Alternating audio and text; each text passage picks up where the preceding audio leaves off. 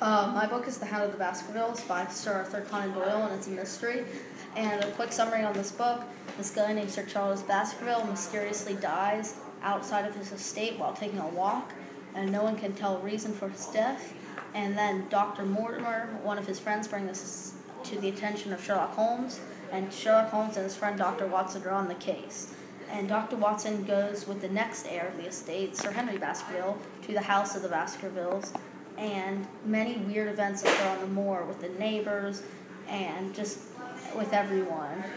And Sherlock Holmes is also there, and the Hound of the driving force behind this book is this mysterious legend that haunts the Baskervilles. And because one of the male Baskervilles did a very bad deed way before, this hound comes back and kills every male Baskerville, or at least that's what the legend says.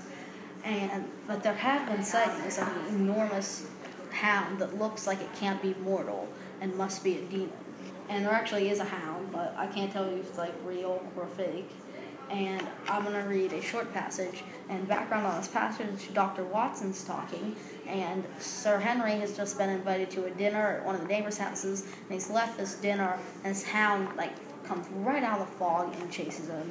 And this is a passage about that. But suddenly they stared forward in a rigid, fixed stare, his lips parted in amazement. At the same instant, Leadstride gave a yell of terror and threw himself face downward upon the ground. I sprang to my feet, my inner hand grasping my pistol, my mind paralyzed by the dreadful shape which had sprung out upon us from the fog. A hound it was, an enormous coal-black hound, but not such a hound as mortal eyes have ever seen. Fire burst open from its mouth. Its eyes glowed with flickering flame. Never in a delirious dream or in a disorganized brain could anything be more savage, more appalling, or more hellish be conceived than that dark form and savage face which broke out upon us from a wall of fog. So the sound just comes out, scares them.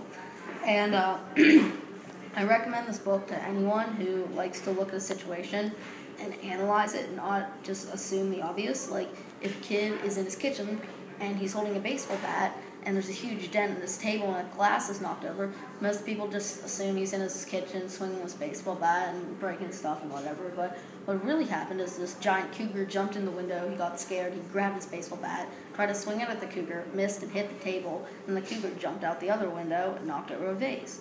So that's basically what this book is about. And Sherlock Holmes is very good at looking at situations and not assuming the obvious. And if you like to look at situations and think, what happened here, then I think you'll enjoy this book. This is The Hound of the Baskervilles.